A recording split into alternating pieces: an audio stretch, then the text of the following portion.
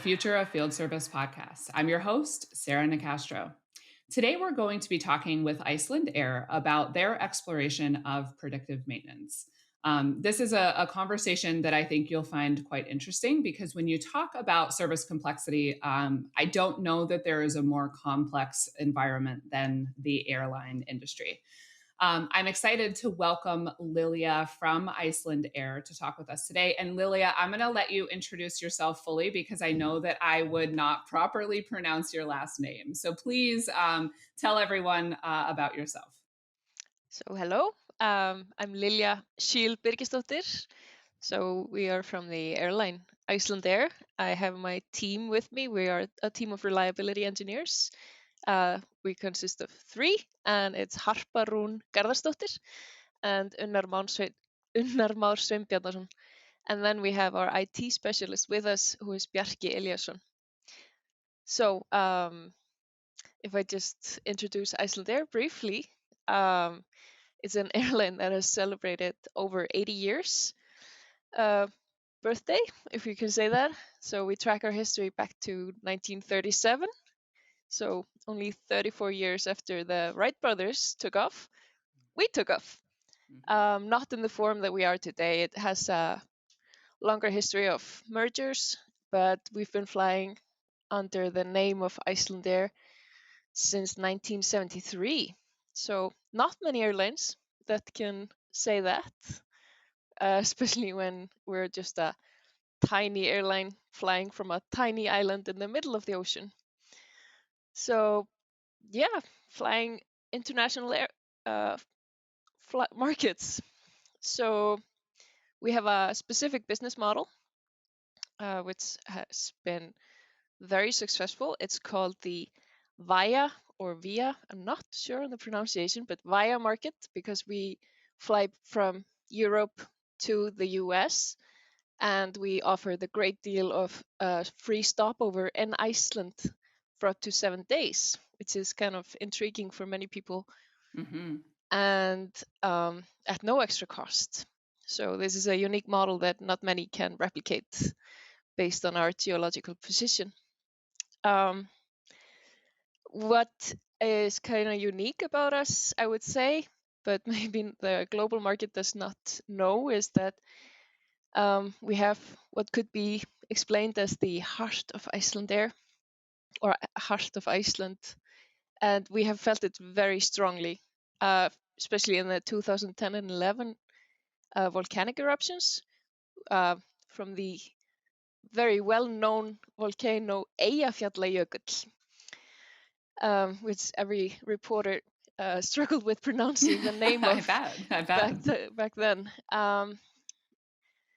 But throughout this corona situation, we have felt it again beating strongly when our day-to-day work changed a lot overnight. And we have had to say goodbye to over 2,000 fellow colleagues. So it's been a hard time, but again, we have been feeling this strong unity. And amazingly, Icelandair is so well liked by the Icelandic nation as well. So many of them, they experience their home when they step on board of our aircraft on their way home. So they feel the Iceland spirit and the Icelandair spirit. So that's a little bit about our company, who we are. If you want to understand what we do as reliability engineers, so what we do is collect and monitor technical data so that we can evaluate how well our planes are doing. We monitor technical dispatch reliability, and so we're monitoring basically the health of our fleet, and if we are seeing any off trends, we notify someone who can take action on those. So that's a little bit about us. Excellent. Well, thank you, Lilja. I have heard of the VIA structure, and it is very compelling. I have not had an opportunity to visit Iceland, but would love to. So once travel picks back up, I will put that on my list. And I know that for everyone in the airline industry, 2020 has been a very, very difficult year. So Yep. certainly appreciate that. And I think, most of the conversation we'll have today is not necessarily talking about business as it's been, recently, which is uniquely difficult, right? In a lot of industries, really. But talking about the complexities in the airline operation and for Iceland, in a more normal state of business, Yep. which I think is what most folks intuitively think about when they think of flying, because a lot of people are used to also being able to travel far more than we have over the last year. So all right. Well, thank you for the background. So, what I do want to talk about next is some of that complexity. So, we had a call, to kind of set the stage for this recording, and I had shared with you all that I've never really thought about the weight of complexity on an airline. I guess I should have, but I just really have only thought about it through the lens of a passenger or a consumer, and not necessarily all of the different aspects of complexity. Some I think are intuitive because they're more of the customer facing things that you would notice or experience, but there's far more to it. So I want to just talk about some of the different facets of complexity that makes managing and optimizing an airline operation quite challenging. So to start, let's talk a little bit about the first area is customer expectations, right? So maybe talk about that one first. I mean, as a customer, you want good service, you want reliability, you want to be there alive and on time, basically. Mm-hmm. I mean, and Mm-hmm. and smooth and enjoyable travel experience. And Yes. that's where on-time performance is a critical thing. Mm-hmm. But I mean, it's the same for every airline. It's the same expectation. We have the same Mm-hmm. customer group, basically. So, I mean, that's the main thing. And it's the most intuitive and easy to understand, right? Yeah. Because the vast majority of us have been on a flight that ends up delayed or canceled, Yeah. and then so that frustration of the interruption to your life and your schedule and all of that is that it's the easiest to comprehend in terms of the complexity. But let's talk about then when there is a disruption. Obviously it impacts the customer experience, but talk a little bit about what happens. It's really a chain reaction. So there's a huge trickle down effect of one issue throughout the system. So what are some of the things that happen or areas of impact once you have some sort of issue or failure or downtime? I mean, what's happening is there are a few cases that can take place. I mean, you can have one part that is faulty, and the in the cockpit they see a light and they know they can't take off.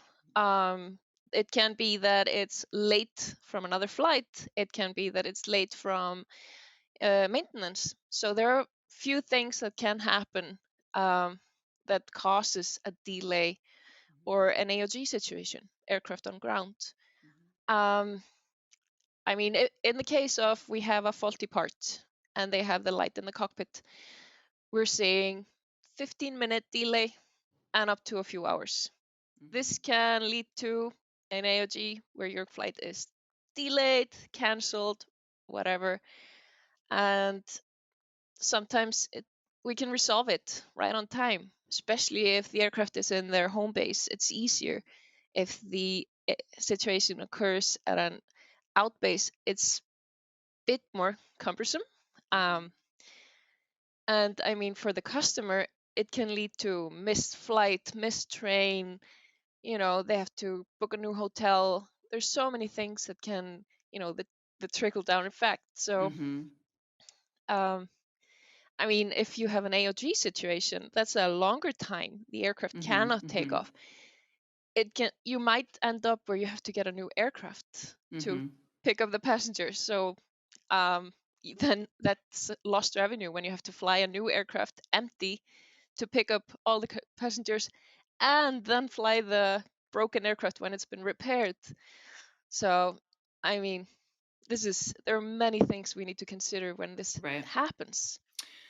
Right. And the other thing is, if you think about the kind of interdependencies of air travel, right? Like you can't when you have a delay or you have an AOG situation. Now I sound like I know what I'm talking about. um, then you can't just, oh, okay, well we have it fixed, so let's just take off. Right. I mean, it's, you're reliant upon all of the other travel happening in the air, all of the Yeah, other, the air traffic. You're, relying on a lot of different things. And so to your point, there's an issue when it comes to customer satisfaction. So how frustrated are your customers getting in those situations? But there's also a very real issue of cost complexity, right? So to your point, I've been in situations before, if it's extreme enough where a flight's canceled or what have you, you end up getting some sort of compensation from the airline. So you have that cost, you have the cost of flying empty planes, and all of those things. So it becomes, quite intense in yeah, terms of the impact of that. And I think, you also can't underemphasize the criticality of the number one objective, which is keeping everyone safe, right? exactly. So I always think about, I've been in we anyone that's been in a situation where a flight is significantly delayed or canceled understands how frustrating it is.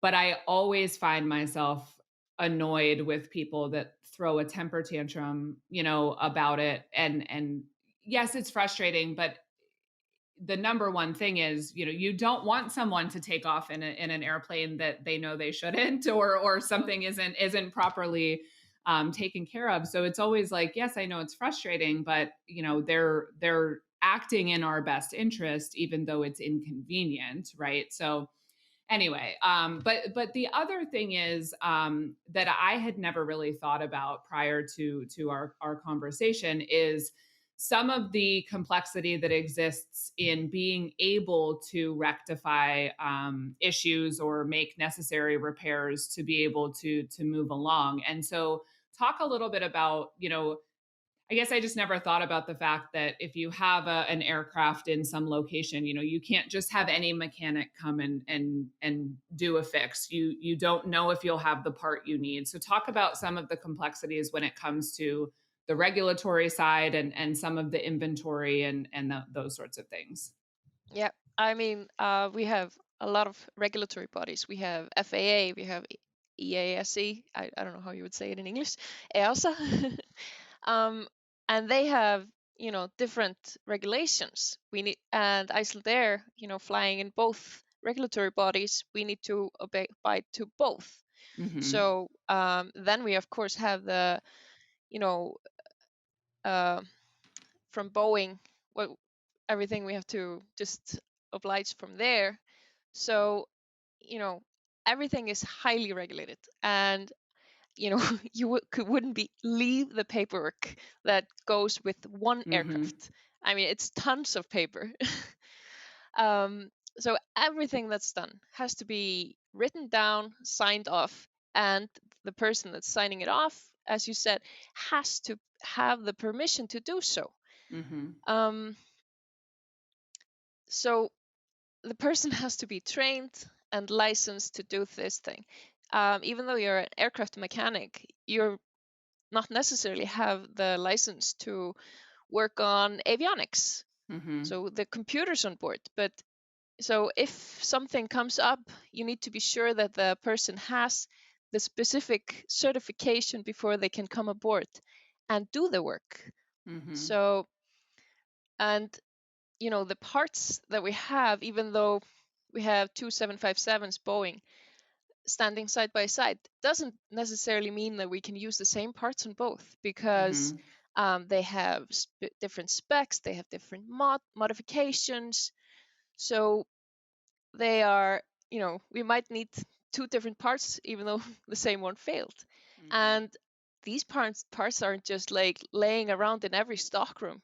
We Hmm. may have a AOG situation in Boston but the part is available in Europe, Hmm. and you have to transfer the part, and you need to make sure that the part is, certified properly with the paperwork that we require, with the mod status that this aircraft requires. So there's so many things that need to align when something comes up. Yes. Whew, it's not a job I don't think I would want. I don't think I would want it. It's a lot of pressure. So obviously you have to handle those situations when they arise, but the more you can avoid them through both traditional maintenance and what we'll talk about in a bit, predictive maintenance, the better off we are. So the ultimate goal is to minimize and eliminate as much as possible any sort of issues. But I must add that, I mean, it takes a lot of people to cover these things. So it's not only one man job, thankfully. Yes, As you yes, say, you would not want this job. You're only getting a yes. tiny part of the whole scenario. Right, right. I don't know that I would want I just don't know that the airline thing would be for me. I don't know. I get anxious as a flyer, let alone being responsible for, all of that. But it is over holistically, not just yourself, Hmm. but everyone in the industry. It's an important job, like It I said, is. I mean, it's people's lives are in your hands every day, and when you look at some of the industries where you talk about mission critical situations, and sometimes people refer to that term in terms of downtime costs money. And yes, that's important. But when there are situations like with this, or in certain medical applications and things like that, where it's lives number one, I mean, you're talking just about a different level of importance of everything working, and of managing and optimizing and paying close attention, and all of that. So a lot of respect for what you're doing.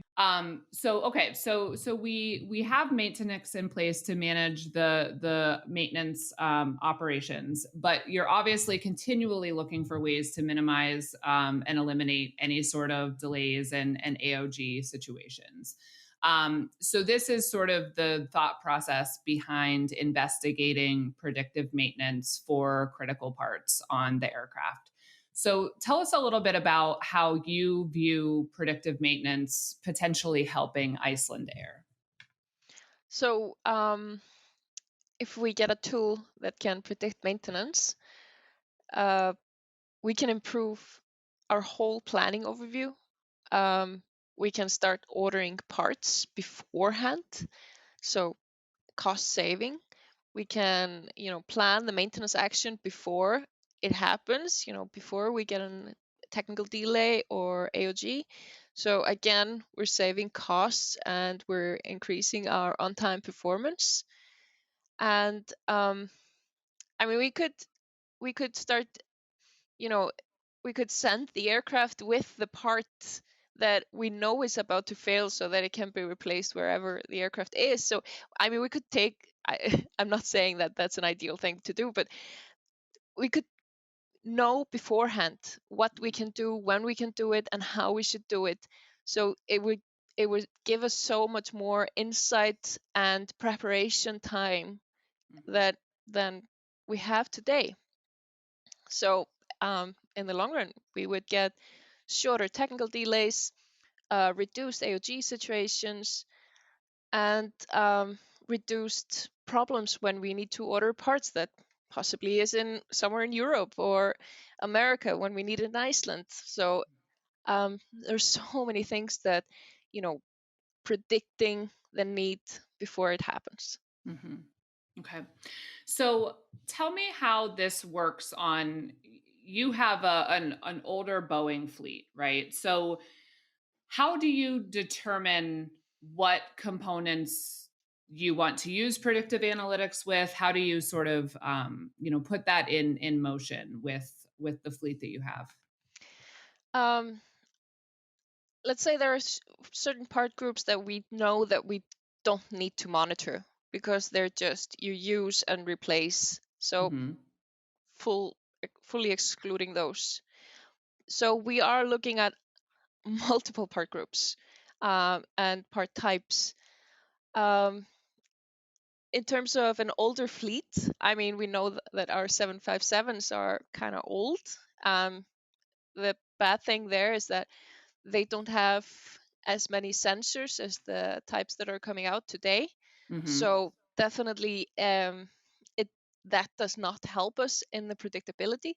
Mm-hmm. But I mean, with the coming fleets, I mean, we have a few Max, 737 Max, so they have more sensors, so we know we're going to get more data there. Mm-hmm. Um, but then again, it's also just mathematics and statistics. So we know that the the models that they make in such a system are using historical trends.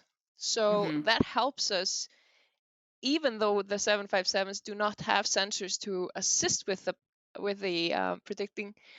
We know that we have statistical data Mm-hmm. with us, so that's gonna help. And I mean, it's not impossible. Mm-hmm. So definitely there is some future there. And I mean, it's so much fun to be in this place because all of a sudden we're taking part of the future happening Yes. when we're taking the step into predictive maintenance, because it Mm-hmm. hasn't been you know as much viability before as it is today and tomorrow. Mm-hmm. Mm-hmm. And why do you think that is? Why do you think predictive maintenance is more viable today and tomorrow than it has been for Icelandair historically? I mean, the technical advancement has just been so great in the past years. Computers are getting more powerful. I mean, I think also because of how highly airlines and maintenance is regulated, it's not been so much, on in the computers. I mean, every work that we do, some airlines do have what's called e-signature, where they Mm-hmm. sign off on the papers online, or like on the online, if you Mm-hmm. can say that. Mm-hmm. Um, we do not, we have not implemented that yet. So, I mean, getting the data into the computers is just happening today, and it's really slow process because it has to fulfill all those rules, Right. regulations. We have the CAAs that have to approve everything, so it's a slow process. Mm-hmm. You wouldn't want to be an early adopter in the situation you're in. You need something that is more proven and has, I Yeah, can understand that. at least So you have to have a lot of money if you want to be the first one. yeah, that makes sense. Okay. So you have a proof of concept around predictive maintenance in place with IFS to explore this more. Tell us about the project and its intended objectives. So the basic goal is just to build a view which displays some fancy graphs and information tables. So that's the thing. Um, it's going to be, as we've stated, it's going to be so useful for us to be able to see the predictions down to the serial number of the components, Hmm. if that part is expected to fail within a certain time. Um, this information would then be fed to our planning team or the maintenance control for further action. Um, this seems very simple when I say it like this, but I mean, the calculations behind the predictability, the model training, is those things are fairly complicated to do. And I mean, it has to be good data that is fed in. So that's also a very critical factor. So, but the goal for us is to be able to predict a component failing before its time. Hmm. Hmm. So, okay, so you touched on this a little bit, but I want to dig into some of the ways that this really benefits Icelandair and its customers if it works well. So if you are able to successfully migrate to this predictive model, um, it give to me it gives you better control, and it gives you more time to react, and it takes a lot of the uncertainty out of the situation, right? So rather than, you have a flight land in Boston and someone calls and says, "Hey, uh-oh, this light is on, this part it has an issue, and that part is in Iceland or that part is in Europe, and you don't have the right person there to fix it, and you need to, so there's all this time then that passes to align the right situation to fix it, and then comply with the air traffic and everything to get the flight back in the air." So if you knew, to your point, okay, well, this part is nearing end of life, or we know that there's going to be an issue, you can orchestrate a repair before that failure occurs, or at least put yourself in a position where you have the appropriate resources Yep. where they need to be. So you're more able to precisely align resources when or even before failures or issues occur. So talk a little bit about that. So you can, you know the different components, you're focusing on tracking components that are more of those critical components, so things that would ground a plane, not the things that you have, like you said, I can't remember the term you used, but like a use and replace, that are more readily available, right? You're talking about the things that would take time to fix. Um so so with the predictive model, you would have the visibility into when and where things will be occurring so that you can align the appropriate resources to those situations, right? Yeah. So we have so if something comes up for parts that are, flight critical, you you cannot fly. But Right. if it's not a critical part, you can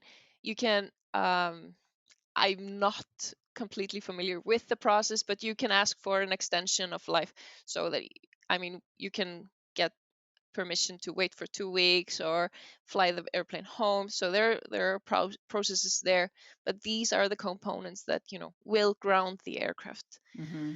And knowing beforehand if these components are going to fail, yeah, we're going to reduce costs, we're going to reduce problems, and unpredictability. It's going to be you know great with failure prediction. Mm-hmm. Mm-hmm. So, and you're also obviously improving the customer experience, right? Oh I yeah, mean, anytime you're able to minimize or eliminate a delay or a grounded flight, exactly. you're improving that as well.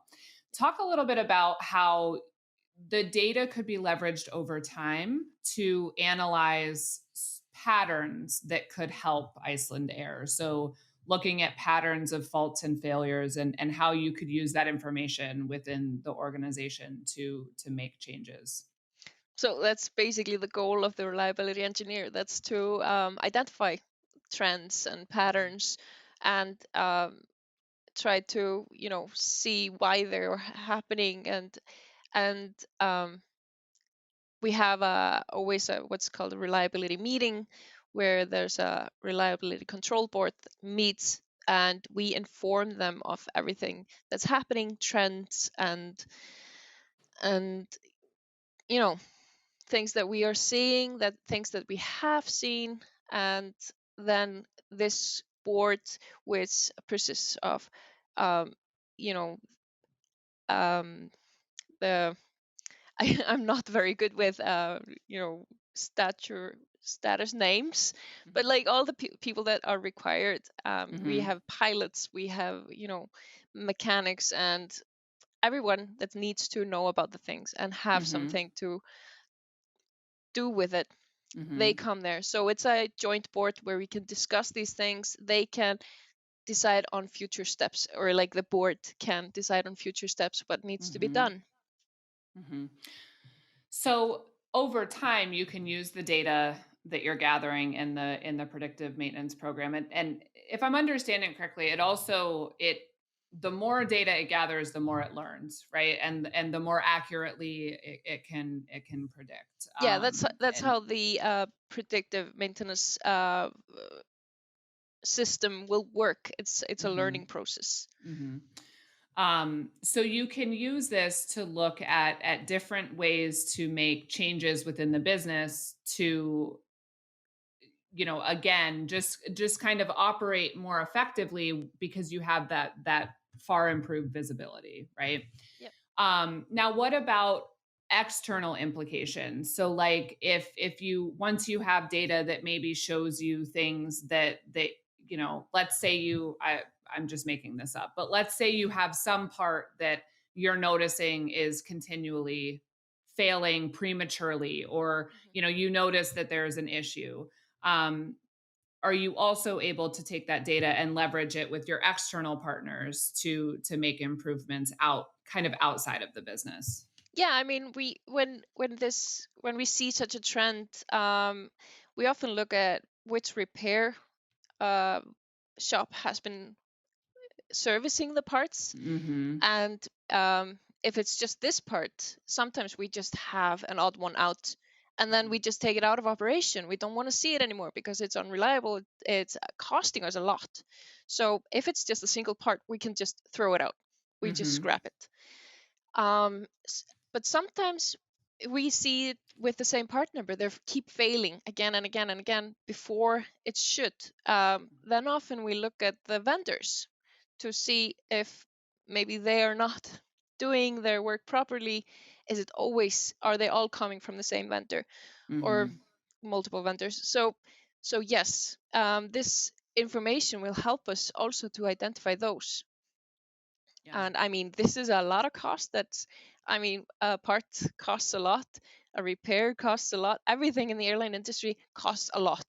Mhm. So, Mhm. except for the airline tickets. Right. So there's significant opportunity to Yeah. reduce costs and save. Um, and it's interesting, there's a lot of potential value here in terms of, you have sort of the customer facing benefits, you have the benefits for Icelandair in terms of, more visibility, better ability to align resources, cost savings, all of those things. And then you have the ability to leverage the data externally Yep. where it's relevant to improve some of the vendor and partner relationships and give them feedback as well. Hmm. If you're able to pick up on those trends, it's really interesting, Lilia, and I think that I understand your point about why in the airline industry and for Iceland in particular, you want to move pragmatically. You want to take your time and do this the right way. But our platform talks across industries, and this move to predictive is a huge trend. And I think, to your point, in the last few years, the technology has just become so much more accurate and more accessible to people for a variety of different reasons. Yep. And it's exciting to see it sort of come to fruition in different industries and different use cases, because it is really powerful, and the way that it will change how Iceland operates and how different businesses operate is really exciting. So I appreciate you coming and sharing. And I'd love to have you back in a bit, when you are further along in the proof of concept, and talk about some of the things you found and some of the ways you're using the data and putting it to work, and kind of, talk about the progress. I think that would be really cool. Yeah, definitely. Well, thank you so much for your time. I appreciate it. And thank you for sharing. Thank you. You can learn more about predictive capabilities and other trends by visiting us at futureoffieldservice.com. You can also visit us on LinkedIn as well as Twitter at the Future of FS. The Future of Field Service podcast is published in partnership with IFS. You can learn more about IFS service management by visiting us at www.ifs.com. As always, thanks for listening.